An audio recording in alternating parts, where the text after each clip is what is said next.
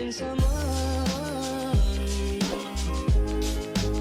Love with all your heart. Missing someone. Love with heart.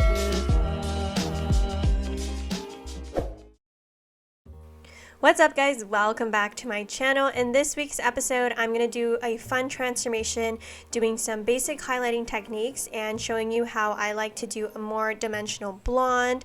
And then in addition to that, I'm going to be adding in some tape-in extensions to my client's hair. We are going to do tape-ins because they're the most comfortable in my opinion, and since this is her first time, I wanted something that was a bit more on the gentle side and would feel very comfortable against the head. So we are going to do a very dimensional highlighting technique. She used to be a very solid highlighting blonde, but the last appointment prior to this, we added in some lowlights to make her a little bit darker and give her a bit more of a softer grow out. So whenever I do any type of dimensional color, you want to keep in mind that less is more. In this case, I am taking, I would say, about 1/2 inch sections, and in the back here doing medium-sized weaves, but as I'm weaving, I'm being conscious to leave a bit more space in between my weaves so that it leaves that nice dimension. And then as I get towards the very top part, I'm going to be still taking probably like a 1/4 inch section here, and then doing more of a smaller weave just to blend everything together. It's really important when keeping like a dimensional color to do less than what you think, because if you over highlight and make it too solid, then you got to go in and do like put in some lowlights and stuff. So just keep in mind where you want to see just very subtle pops of blonde, and also take in consideration what kind of toner you're going to be using so that what that's going to look like against her base color or whatever is her background color here. So even though I'm not highlighting as much here, we are going in and very picking out those pieces and leaving a good amount of dimension. What these pieces that I'm highlighting are going to do against her natural color are they're really going to pop because they're going to be so light against her natural, and it's just going to make everything look super seamless and soft. So again, as I'm highlighting here, everything below the crown area, I'm doing more of like a medium-sized weave, but leaving everything kind of spaced out more than usual because we are wanting to keep that dimension. And then you'll see later as I get towards the top, my weaves are going to be almost similar to a smaller weave or kind of like a baby light, but I wouldn't necessarily call it a baby light because it's not that finely weaved. I'm able to pick up the pieces that I weave this time next time, and it makes it very easy for me to retouch this.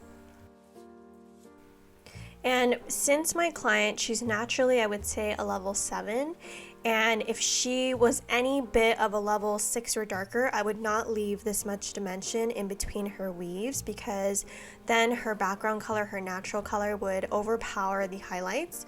But since she's a level 7, or any type of client that's a level 7 and above, this is where I will leave this much dimension, because these highlights will really pop against the level 7 natural hair.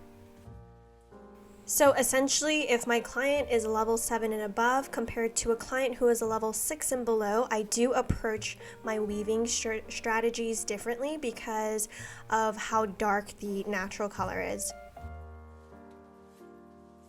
So here you can see as I'm doing this top part, this is that top crown area, you're going to see that my weaves are a bit smaller and they are still spaced out. This is going to create very subtle soft dimension here on the top. It's going to break everything up so that it blends in with her grays and her roots and just give her the most beautiful kind of like shadow root type of feel, because we're leaving a lot more dimension at the root yet still giving her some highlights and pops there. So for my client's color, she wants to be more of like a sandy blonde, Bronde tone, and Bronde is basically like an ashy brown mixed in with blonde, so you'll see reflex of gold and slight ash brown tones in the color.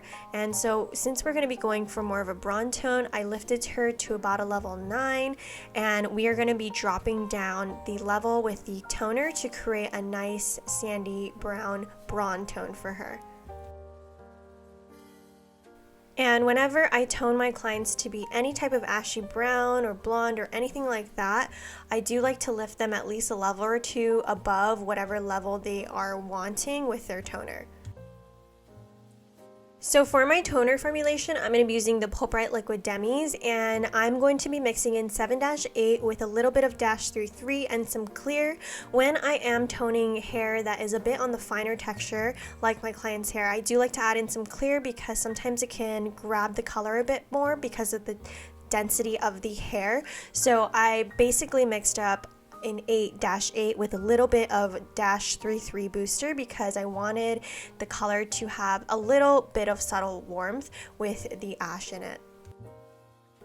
So the way that I applied her toner was I applied it with a bottle, and I applied it at the root first where she had the most warmth from the highlights, and then I let that sit, almost kind of acting like a little shadow root there.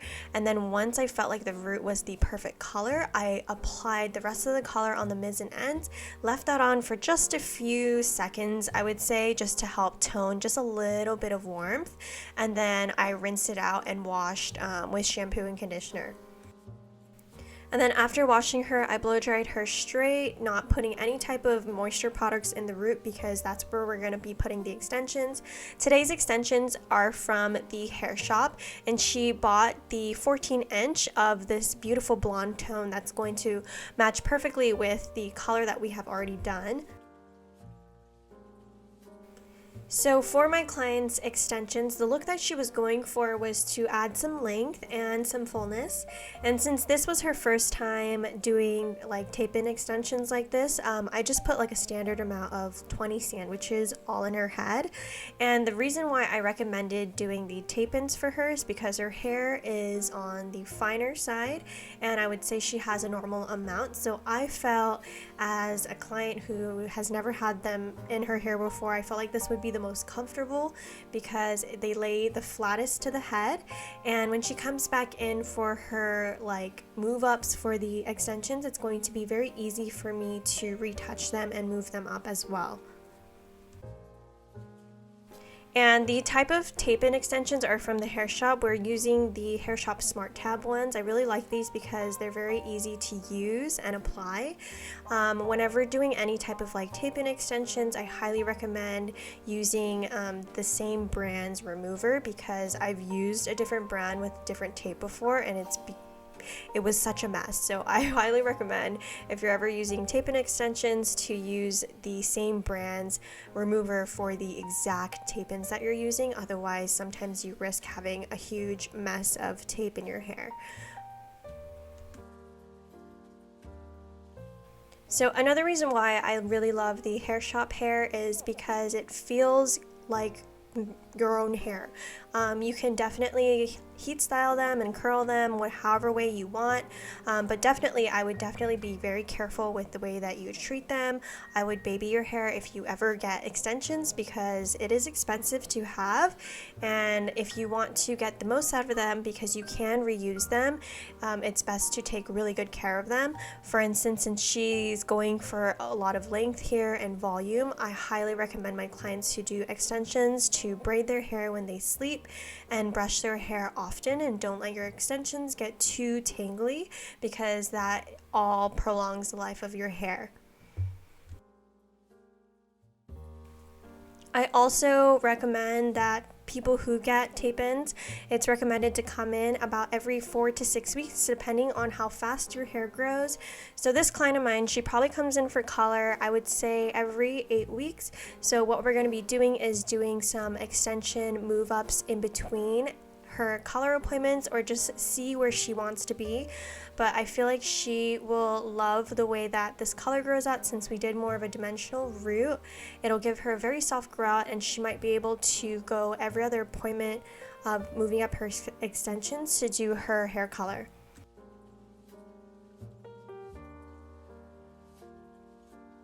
Alrighty guys, so here is the finished look. You can see how beautiful and long and natural these extensions look. It seriously looks like her own hair. After I had finished putting in her full 20 sandwiches in her hair, I did blend the extensions a bit, gave her a little trim to kind of blend it with her natural hair. And we did only 20 just to have her feel what it's like to have extensions in, because sometimes after you wash them they can feel super heavy. So I like to just put in enough to where it kind of creates that very natural look, and then later down the line if she wants to add in more hair, we totally can. But yeah, I hope you guys learned something new and enjoyed this video. I love the way that this turned out and looks on her, and you can see the toner for her color was perfect, even though we only used one formulation. That applying the toner at the root first created a beautiful shadow root into the lighter ends. Alrighty guys, so that is it for this week's episode. Thank you guys so much for watching and tuning in, and I will talk to you guys next week.